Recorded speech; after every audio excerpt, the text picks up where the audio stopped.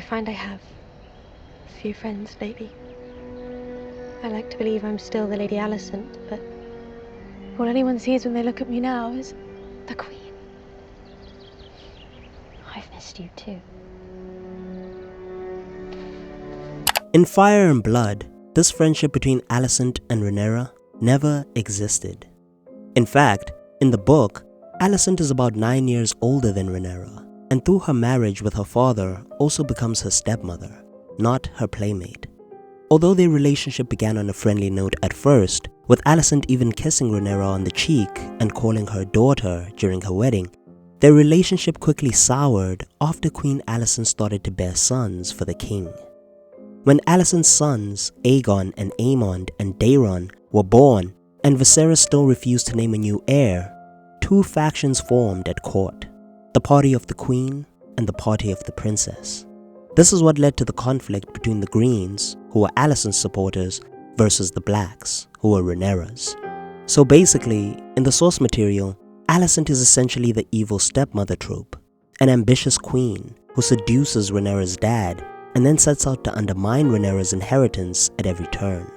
They were never supposed to be best buddies or even star-crossed BFFs. However, on HBO's House of the Dragon, Alicent's character is aged down so that she can be peers with Rhaenyra, reimagining them as inseparable childhood friends. In Season 1, we see them lying in the Godswood, studying together, and even sharing emotionally intimate moments throughout the first couple of episodes. I find this is a way to be with my mother. Here in the quiet of the Sept, I feel close to her. The show leans so hard into their closeness as friends that some fans believe that there is a romantic subtext, theorizing that Alicent might have harbored deeper feelings for Rhaenyra. This is a huge deviation from Fire and Blood, and it fundamentally changes the context of the Dance of the Dragons. I understand how the writers might have initially thought that this idea was an improvement on their relationship from the book, that it could add an element of tragedy and emotional complexity to the conflict. They wanted the Dance of the Dragons to not just be a war of succession between a brother and a sister, they also wanted it to be a personal falling out between two women who once loved each other. If done right, the idea could have added pathos to the story. The audience would have mourned their friendship, and there would have been a what could have been scenario as the realm fell into war and chaos around them. But that is not how this idea has turned out on the show. Instead, many book fans particularly feel like this change has only undermined the story's core themes, because this war is supposed to be about raw ambition, political rivalry, and generational conflict, not a misunderstanding between friends. By making the show revolve around Rhaenyra and Alicent's relationship, the writers have had to bend over backwards to justify how this war has started and why it has led to the deterioration of their friendship. They've added extra explanations like the misunderstood prophecy from King Viserys, the prince that was promised. I don't understand this house. The prince. Prince Aegon. the feeling of betrayal since Alicent is essentially hooking up with her friend's dad, You do not mention our talks to Rhaenyra, do you? and the constant manipulation by Alicent's father, Otto Hightower. I thought you might go to him, offer him comfort. In his chambers. All of this has been included in order to explain why Alicent would turn on her dear friend Rhaenyra. But I think that the story could have been better if show Alicent was just as cunning and ruthless as she was in the books, being a straightforwardly ambitious woman rather than this wishy-washy, conflicted character.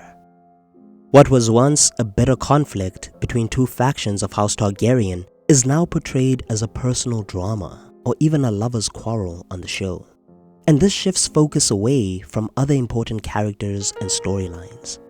By making Alicent and Rhaenyra's relationship the center of the whole show, younger characters like Jacaerys, Aegon, Helaena, Aemond, Baela, and Rhaena, all of which had more important roles in the books, become sidelined in the show's narrative. And more importantly, because of this relationship, the show has also forgotten that this entire conflict is actually between Rhaenyra and Aegon, not Alicent and Rhaenyra. You are the challenge! You are the challenge, Aegon! Simply by living and breathing! The more the show focuses on the ex-BFF drama, the more it neglects the other storylines that make the Dance of the Dragons such an epic and tragic story in the first place.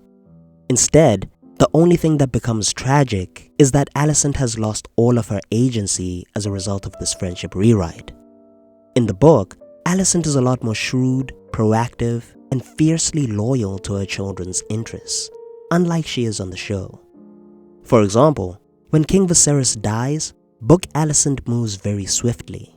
She keeps his death a secret, calls a council meeting, locks down the entire Red Keep, and then plots to crown her son, Aegon, instead of Rhaenyra, even placing a crown on her daughter Helena's head and declaring her my queen. She's not confused about Viserys' lost wishes. She knows that Rhaenyra was named the heir, but she still decides to supplant her. In fact, Book Alicent's conviction is so strong that it continues even after she's held as Rhaenyra's prisoner. Even then, she still says, "The city is yours, princess, but you will not hold it long. The rats play when the cat is gone, but my son Aemond will return with fire and blood." Even in this moment, Book Alicent is still defiant and strong in her ambitious beliefs, threatening Rhaenyra by telling her that her son will return to burn her. That's the kind of ambitious, unyielding character Alicent was in Fire and Blood. However, on the show, Alicent has been softened and stripped of her agency from the book. Instead, the show invents a scenario where Alicent genuinely, if not naively, believes that Viserys wanted Aegon to rule, giving her a convenient excuse for usurping Rhaenyra. You told me you wish for Aegon to be king. During the Green Council, she isn't the mastermind of Aegon's coup. She's reduced to a reluctant participant who's talked into it by circumstances and her father. You mean to imprison her? She and her family will be given the opportunity to publicly swear obeisance to the new king. She'll never bend the knee. Alicent even opposes the idea of assassinating Rhaenyra and her children, insisting on showing mercy, which is a massive change from the hardened queen in the book who gave compelling reasons for why they all needed to be executed. And what's the result of all of this? Alicent comes across as a character that lacks agency, someone who has to be dragged along by Otto, always reacting to events rather than driving them. And this becomes more apparent in Season 2, when Alicent and Rhaenyra start having secret meetings with one another, where they clear up their misunderstandings, mourn their children, and express their regrets to each other about the war. At the end of each of these scenes, each woman always seems to walk away realizing that the other is not really their true enemy, a sentiment that undermines the very point of the entire conflict. It is a huge deviation from the story in the book. Book Alicent would never secretly conspire with Rhaenyra, instead of 100% championing Aegon's claim. That's why this scene just further takes away from Alicent's ruthlessness and blunts the tragedy of the story that George R. Martin was trying to tell. And this all leads to concerns about what else the show is going to soften as they continue to focus on this relationship. Will Alicent ever say her iconic line about her son Aemond returning with fire and blood? In the book, that exchange just shows how much Alicent hates Rhaenyra and wants to get rid of her, still defiantly threatening her even while she's in chains. There's no reconciliation between these two women at this point, only cold mercy. But will that now be reduced since Rhaenyra and Alicent seem to still be friends at this point of the narrative? If they don't include it, we lose one of the most iconic scenes from the books. But if they do include it, then it might feel inconsistent with the empathy that they've shown each other in the season finale of Season 2. Either outcome is a problem. And what about all the moments that come after that? Focusing on this friendship has now painted these writers into a tight corner. It's like I said before, it's obvious that they meant for this friendship to add a tragic depth to the story. But now it seems like it has only created chaos for it. by softening some of the characters and turning this vicious civil war into a misunderstanding between two BFFs, the show now risks losing the very elements that made the story so powerful to begin with.